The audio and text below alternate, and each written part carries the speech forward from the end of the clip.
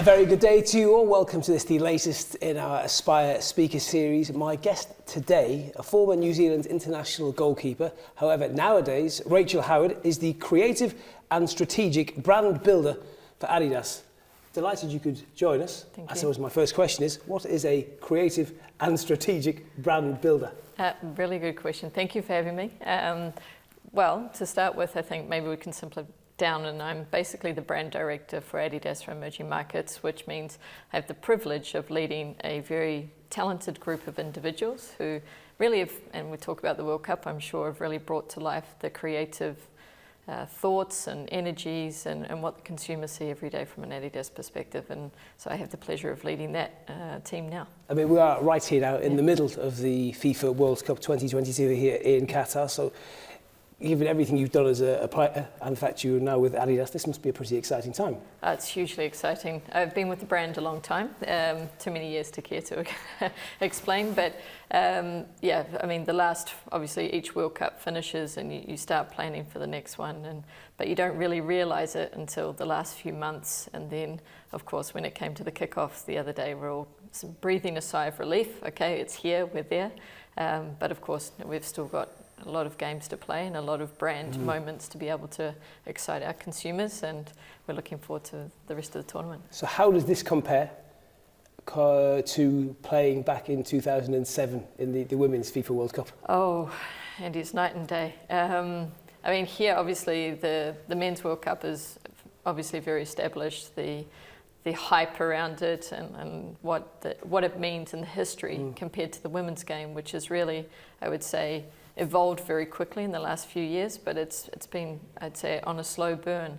And in 2007, we were in China, which is not necessarily known as a football powerhouse around the world, especially in men's football, whereas in women's, they have been quite strong for quite a few years. So stadiums were definitely a lot emptier, but the fans that we did have, which was mainly friends and family that would travel, were certainly just as passionate as some of the fans that I've seen in the last few days. Well, let's throw it back a few years then. So where did you get the bug from? When did you start first kicking a ball, or in your case, when did you start putting the gloves on? Well, first I started kicking. So I was around 5 years old. My mum and my dad were both very much into sports and had a natural affinity for kicking a ball. So I think it was like most of us, we'd start as a 5-year-old on the frosty mornings on a Saturday morning and head to the football field, and there was all the boys playing, and I ended up playing as well. And as most things happen, if you ask a lot of girls who started when they're younger, they all started as goalkeepers. Oh no, you're not going to tell me that they say that you're the girl, you have to go in nets. Well, a little bit, yeah, it happened. And then I preferred to play midfield. It was actually my best preference and where I preferred to play. But I worked out quite quickly that I was better at catching it than running around and passing it. And then I had a better chance of making the national team, so there was a bit of a tactical element that went with it as well. That's a huge leap. So when did you realise that you were at that level? I mean, for most of us, we played football as young kids, but to go from just down at the park and being told to go in goal to actually representing your country, when did you realise that might even be a vague possibility? Well, it was in my hometown when I was about 12. I was still playing with the boys, and there was a women's team that I didn't even know about women's football at this time. And there was some coaches walking around and they were looking at girls playing, and I was too young to play in the women's team because you needed to be 14. And they plucked me out and said, "Hey, would you like to come train with us?" And you were 12? I was around 12, 13, yeah. So I started training for a year or so. And you were a goalkeeper at this point? I was a goalkeeper. And then I joined the women's team and trained with them for about a year or so, and then joined the high school team. And that's when I learnt and understood that there was representative football for your age group, for girls and for women. And then I said, oh, okay. But at that stage, there was no real New Zealand age group teams for women or girls. It happened a few years later. So did it work well playing with boys growing up? I mean, is that still where we're at now? Can girls and boys play together till 12? Yeah, I think so. And I know we talk about physicality and at boys, obviously, once they hit puberty, in terms of that strength and that power and growth, but I think so, because the speed of which boys play and the skills, the motor skills, I think, are quite different. But I see now lots of girls teams playing from a young age together. I think there's no difference, but I think it definitely helped me for sure. And then so you get to that stage where you realise you're good enough. So is that a big lifestyle choice? I mean, presumably it does affect your everyday life if you want to dedicate yourself to this game. Although you were semi-pro? No, I said I was always played like a professional, never paid like one. I guess when I was younger, I mean, I love sport in general, so being able to play football, and I played tennis and cricket in the summer. But yeah, I think to be able to be professional came a lot later in the career for a lot of people. But for me, I was always either part-time school job, going to school, then training. But you did have a little bit of a different mentality with friends and different things, because if you went out partying, you're normally going home earlier in the evening because you're playing on a Sunday, for example. So most women's football was played on a Sunday. So was there any professional football at that point at all in New Zealand? In New Zealand, no. Not for women. And for men, there was the National League, and I assumed, I didn't know at the time, I assumed that people were getting a little bit of money, cash here and there to help them pay for things. That means you must have an incredible attitude to do that, because to dedicate yourself to this, I mean, you think for the last probably 50 years, the men's players, have been very well rewarded nowadays, incredibly well so. But to put in the same level and without getting the financial rewards, that takes some dedication. Yeah, I think you do what you love. And even with, I think about my job today and working in the sports industry, I'm working in an industry that I love. So for me, whether it's my sporting career or actually whether it's been my professional career, it hasn't for me personally been about, how much money can I make out of this? It's how much do I enjoy what I'm doing? How much of a difference can I make in my professional career? And then obviously with my football career, how far can I go? And I always kind of had this mentality of tell me I can't do it and I'll prove you I can, which kind of then drives that stubbornness to be able to achieve things that people think you couldn't. There's a great lesson in life there, isn't there? That if you can find something you love doing and in some cases get paid for it, but if you can make that your job, it makes your life so much more enjoyable. Absolutely. I think it comes back to a sense of purpose. If you really enjoy what you're doing, and then you feel that for me personally, if I feel that it's making a difference, whether it's what I do now, and I see, leading a team of creative people, if I can see these people grow and develop in their career, and 10 years from now, maybe one of them's bossing me around, which I'm totally fine with, it's just that sense of achievement. Is the goalkeeper, though, you're always the boss? Well, it's an interesting one. I always say that... no one tells a goalkeeper what to do. Goalkeepers are always the ones at the back. I mean, you must have a loud voice, yeah? You can shout. Yeah, yes, I do, when I shout. But, some of my defenders would also let me have an earful now and again, when you come for the ball and you don't quite make it, and they're left to clean up the mess. So you're really a little bit overambitious, but yeah, some of my centre defenders would also have a bit to say. So when did the Adidas link start? Was that during your playing career? Yes, so I basically, I represented the national team first time when I was 20 years old. I was still at university. And then part of my university degree, you had to go and do an internship. So of course I just threw out my CV to all the sports companies in New Zealand. I was very fortunate that Adidas came back and said, look, we can take you on as an intern. We wouldn't be able to pay you any cash for this, but we can pay you in product. If you know anything about goalkeeping, these things are super expensive. So it was almost like a sponsorship, isn't it? Yeah, exactly. So I joined Adidas, and that's how I started with Adidas as well. So that was the very start, and you've been with Adidas all your life? 21 years. So I started as an intern in 2001. So I said full-time from 2002, so it's now 5 World Cups that I've been with Adidas. And then, yes, I've worked with Adidas and been able to play football. And I think if I hadn't been with Adidas, I don't think my football would have been as good. And the reason I say that is I went and worked in our head office in Germany and then trialled for the Bundesliga, the first division in Germany, and was playing in the first division in Germany for 3 years. So, I mean, I suppose the logical question, are there sort of transferable skills between being a goalkeeper and what you do in your professional life? Absolutely, absolutely. I think, as a goalkeeper, and you say you yell a lot, but you have to be quite a good communicator and be able to give quite precise instructions quite quickly and under high pressure situations. So I always say, as a goalkeeper, you can really see the field, right? So you're the only one on the pitch who can see the full game and how it's evolving. Even the manager from the sideline doesn't get that same perspective. So that's the same as leadership. You know, you can see, and you should be able to get your team into the right positions, let them know what's going on, be able to communicate effectively. And goalkeepers, whilst we're always considered the last line of defence, I always also consider us as the first line of attack. So we decide, you know, quite often, do we go left, do we go right? And you provide outlets, so kind of a security for your team as well, which is the same as leading a team. Yeah. And if the game's going well, touch wood, you'll often be the player who touches the ball the least on your team. Yes. So you have to make sure those touches matter. Exactly. Yeah, you don't want your first touch to be the one that's picking it out of the back of the net, for sure. Absolutely. So you need to make sure that you're always on, ready to go. And sometimes it's tough because you do lose your concentration during the game as well. So you talked about before 5 World Cups. Yeah. Starting in 2002, did you say? Yeah, that was when I was with Adidas. Japan and Korea. Yeah, exactly. So the 5 you're counting, you're not including 2007 as a player?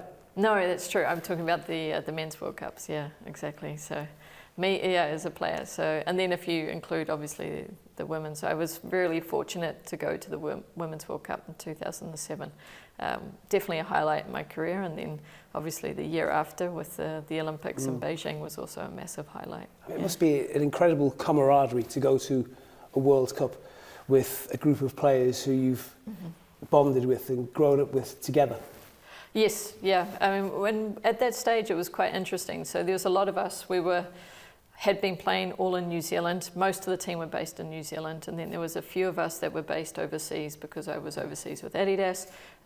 One of my best friends, she was playing also in Germany as well. So there was about 3 or 4 of us that were based overseas. So the majority of the squad were training, and that's the benefit of having them all together as the national team. They were training 2 or 3 times a week, every week, on top of their club training to just basically build up for that World Cup. And we would come in and play in different tournaments and games where we could.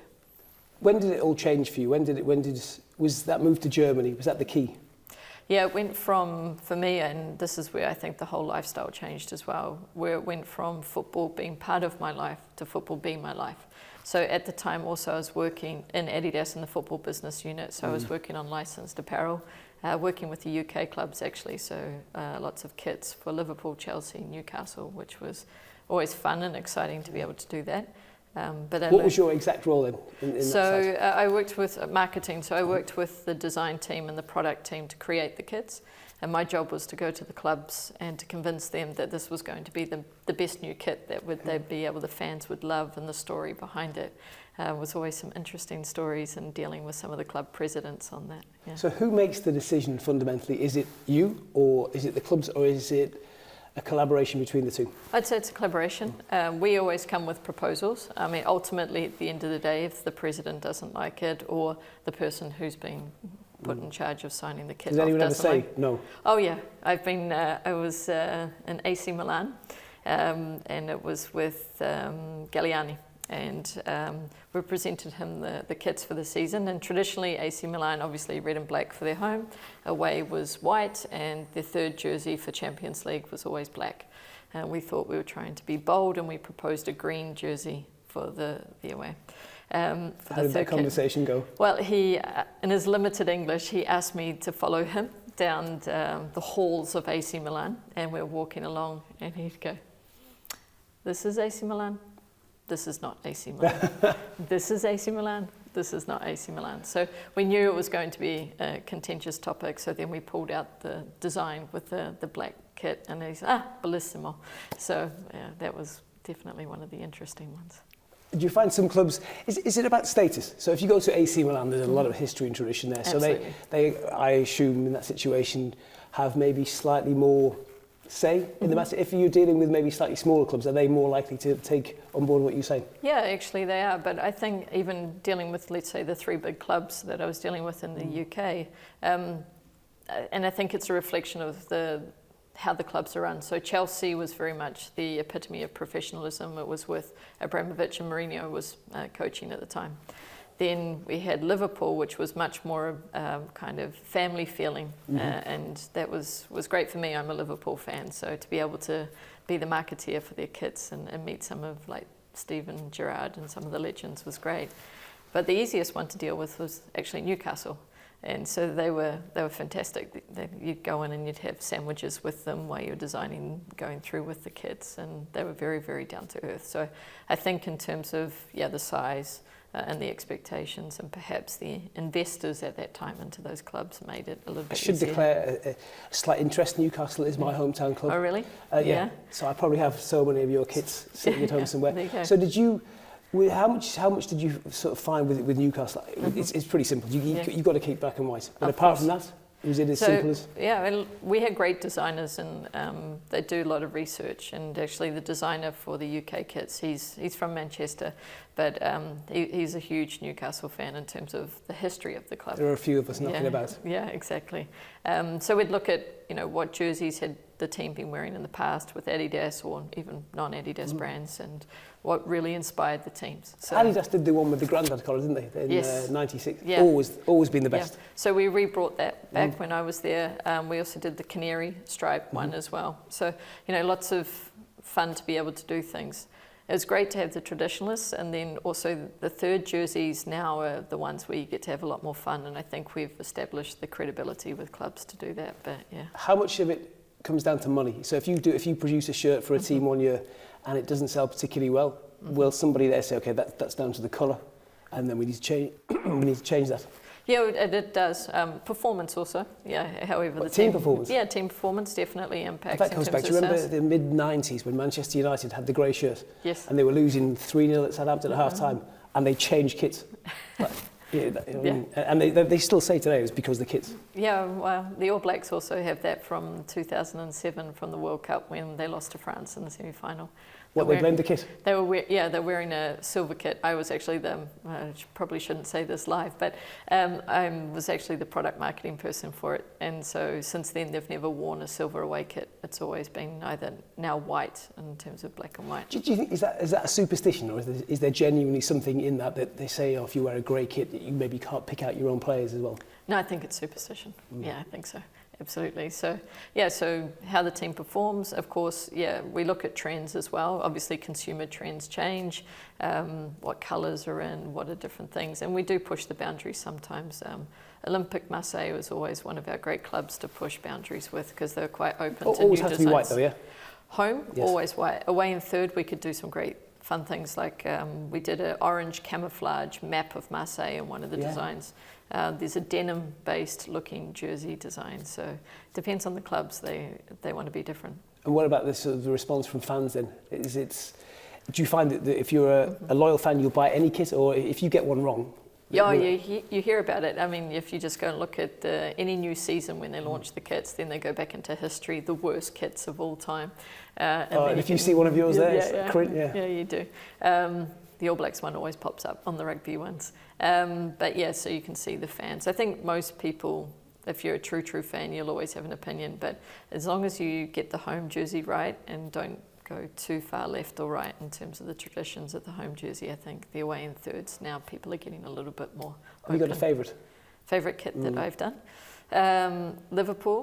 Which one? It was a away kit. I'm trying to remember the year. It was white, and then we had a very thin black and red pinstripe that went through it, which was when they just moved to standard chartered as well. That one, and then also another Liverpool one, which was black with canary yellow trim, which was also, I like black kits with the yellow. I think they look quite strong. It always seems to be popular, the black kits. Yeah, make people feel stronger, I think, when they wear black. Is that like a psychological thing, really? I would say so. I mean, I do. I mean, it's our national colour anyways for New Zealand. So, but yeah, absolutely, I think so. Do you know, when I used to play, and we're talking about low levels here, I used to love it, a white kit. I'm not no great fan of Real Madrid, but you feel clean. Yeah, that's true. I mean, Real Madrid's a classic, right? And watching the England game yesterday, and this has nothing to do from a brand perspective, but it's more, I was looking at the England kits with the blue, and I'm like, actually, I'm not a huge fan of the England kit this year, because I do prefer England to be in a full white kit. I just think there's something nice about it as well. And how will that be for you professionally now? Yeah. Well, we're launching the ball, so we'll have a new ball for the World Cup, so which will be a special ball that obviously we've been working with and developing for this World Cup, which will be great, much like the ball that we've done for this World Cup.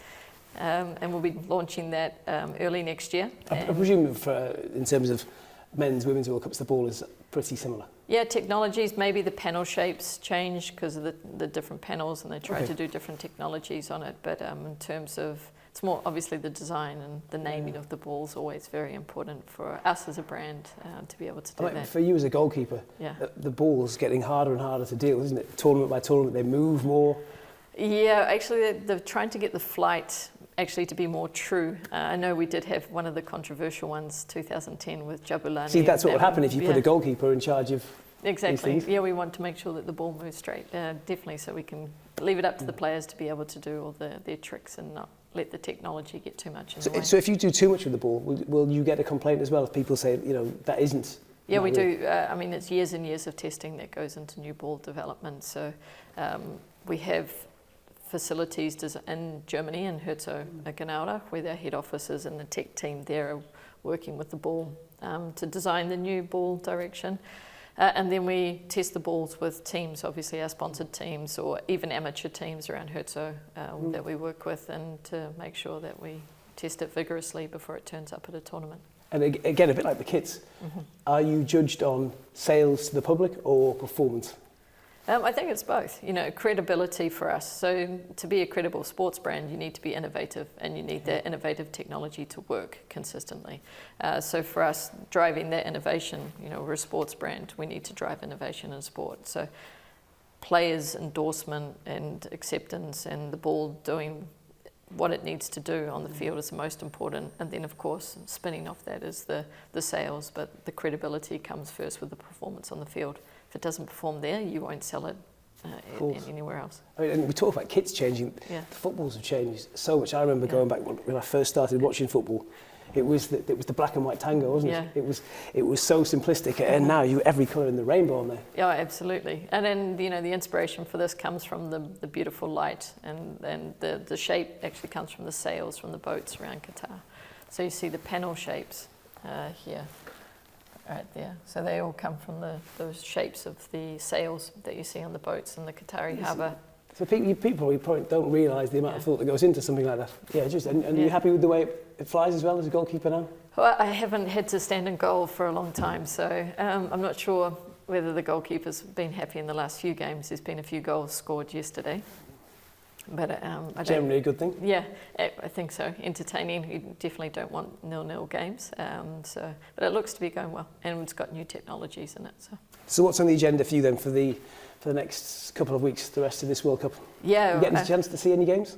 I am, which is exciting. So this is the first time I've been able to attend quite a few games and be able to cheer our teams on. So we've got Argentina playing today from an Adidas perspective, Mexico. Is that how you pick your teams, really? You go with the teams? Yeah, without New Zealand in the World Cup, you have to remain pretty neutral. But my sentimental was for Argentina to win, obviously with Leo Messi, with the brand. And I remember in 2006, when Leo played his first World Cup, they were training in Herzogenaurach in Germany. You were there at the time? Yeah, and so we got to watch him do all his training. I remember him wearing the 19 jersey, and to be able to be part of the brand while he's had his career would be fantastic. And 2006, he would have been barely out of his teens then, was he? Yeah, I think so. He was in his teens still, so yeah. What was he like then?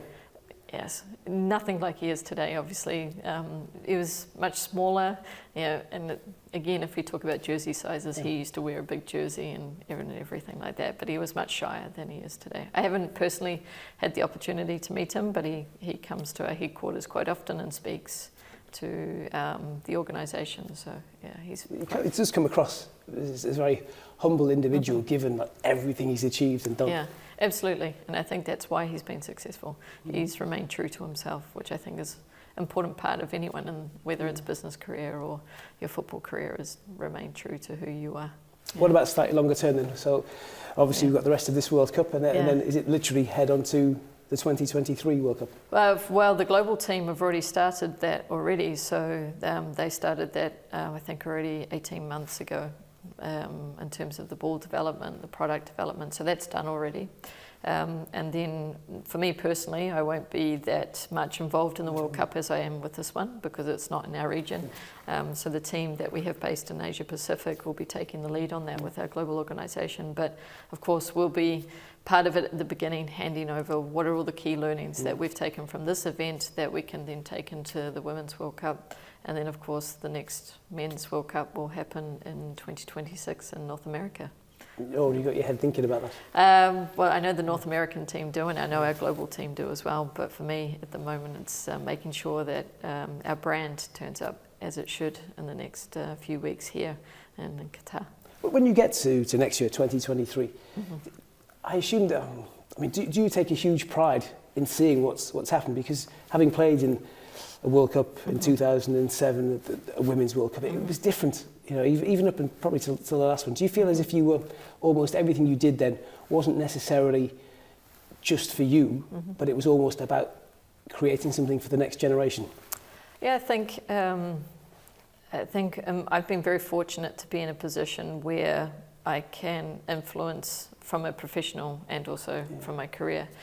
Yeah, I think so. Look, going overseas when I was playing overseas, and I trialled at Bayern Munich 2 times. The first time they said yes, would take you for the second team, and I'm like, look, I really want to play. So I found a smaller team where I could get in. The second time it was just too far to travel from Adidas. To be able to, for players to younger players to see, okay, you can go play overseas, you can go play in the English league, or you can imagine a top men's player thinking, oh, I could go to Bayern, but it's just too far from work. I mean, yeah, I know, it's ridiculous. I mean, it was 2.5 hours one way to be able to drive, and you're training 3 times a week. Even the team that I chose was 100 kilometres one way. So my life was pretty much get up, go into the gym in the morning, train, work on football during the day, and then leave the office around 5:30, drive to training, and then eat, sleep, repeat. But I mean, I loved what I was doing. So if that happened again today, if the opportunity there was there to be paid, would you do anything differently? No, I wouldn't. I don't think I'd be the same person I am in my business career if I hadn't been juggling and balancing everything. And I really do think the skills that you learn in football are transferable to business, and likewise, to be able to find that balance. And I remember when I retired, and the end of, after the Beijing Olympics, I retired, realized, look, I just can't keep doing all of this. I sat at home, and I was living in Germany at the time, and I was living with my flatmates, and she'd gone off to training because she was still playing. And I was sitting there, and I was like, what do normal people do? Because since I was basically 12, when I got picked out for the women's team, I was playing women's football, school football, working, going to school, all the way through to I was 30. And just that Tuesday evening, sitting there, and you're like, okay, what do normal people do? It was quite tough. I think we watch football. You do. What do we do? TV, football? Replays. So yeah, after 6 months I went back and just decided I was going to be a centre-back or a number 6 in the midfield, and just played for fun for a few months. What do you think the future looks like for the women's game? Oh, I think it's going to be amazing. You know, one of the things that always people have said about women's sports, and not just football, but all women's sport, is that we don't attract the fans. So therefore, the sponsors don't get behind it. You don't get the same equal pay, equal bonuses. But I think, you know, we've got to a tipping point where it's not just tennis that are bringing in the crowds, which were individual sports. It's now very much team sports. Like I said, Euro, post-Euro, I know the FA Cup final was also packed out in Wembley. You've got... you mentioned Newcastle earlier. Their women's team play the 4th tier of the English pyramid. 22,500 turned out for a game at St James's Park. That's amazing. Last season. Yeah. If you put the product there, and that was always the thing. I'd seen, you know, I'm telling you now, but it felt like that was always what was told. Put the product there and give people a chance. Yeah, absolutely. And I think what's happened is you need to stop comparing the men's and the women's games to each other, because of course it's going to be different. But one thing I think what people really enjoy about the women's game is what we talked about earlier, is this passion to do what you do. It's not about how much am I going to get paid to play the game this week. It's I'm doing it because I love it. And you see that passion in the girls when they go out in the field, and they just really play with their hearts and souls, and really just want to be able to win and really have that pride and joy, and you see it in their faces when they play. So I think there's still this very much, I don't want to use the word innocence about it, but this purity about being able to play, and perhaps, maybe I'm a bit biased, but perhaps that kind of is fallen out of the men's game a little bit. And that's why I think World Cups are great, because playing for your national team brings that back, whereas a lot of the club football now, a lot of it is very much about money, contracts, and everything. Does it feel like that when you're in it sometimes? Because I think fans sometimes, I mean, we will always love the game, but I think sometimes you do question that. Is the joy of the football still there? Yeah, and you can see it on people's faces, and recent incidents, we talk about Ronaldo, for example, and does that bring the shine off the game or the shine off him? And I mean, he's super passionate about what he's been doing and playing, but that what's happened recently, does that, I wouldn't see that happening in women's football, just because there is a lot more purity and about the passion of playing. Fascinating conversation. Final word before you wrap up, Rachel. So Sure. What would you like to see happen in terms of the women's game then in the next 5-10 years? Where could we be in, we're now 22, so by 2032? You said it's not about parity, and it's not about making the same money, but where could the women's game be, to go against what you said, but in comparison to the men's, where will we be? So I think the most important thing is that parity, I mean, for me, for performance, absolutely. If we talk about it in a business perspective as well, if you're performing, your bonuses, your salaries should all be the same. And we know it's not in the professional world of careers and also in football. So to have parity will definitely significantly close the gap. And it's not just the top teams, that we can see this actually happening across lots of countries. But by parity, do you mean like salary-wise? Salaries, absolutely. Bonus. Is it realistic, just given the TV revenue that the two games generate at the minute? 10 years from now, if you're talking, I think so. Yeah, I mean, this morning, I was just watching on the news this morning, they're talking about Indian women's cricket. The Indian women's cricket team have now been given pay parity with the men's. And I mean, that country with cricket, that's fanatical. It happened with the US men and women, didn't it? Exactly. But it took a lot of the women's national team players who have been playing in that team for a very long time. And we're talking about the best of the best for a very long time to fight for it. And so I think that's what the previous generations have done. And hopefully it can springboard. We talk about the Middle East in particular, the opportunity for girls to be able to play football, to be supported and make cultural changes through sport, I think is super important. So I'd love to see a lot more countries, leagues, girls have the opportunity to play, to be able to play professionally, at least to live off and being able to pursue their dreams and be able to do that. It feels like that's something that's changing in this part of the world as well. I absolutely agree. You see more girls playing now in the schools. So I had the pleasure yesterday of meeting Farah Jeffrey, who's one of the top players in Saudi, and we met with the president of the Saudi Federation, and he talked about women's football. And one of the great things where we've just recently announced that we've signed the contract with them for the next 4 years, and part of that contract was making sure that we were involved in developing the women's game. And for me, obviously, it's music to my ears to be able to just get in there and be able to do that. So if Saudi's doing that, then obviously there's a massive amount of opportunity in the Middle East. And that's a big marketplace. Yeah, absolutely.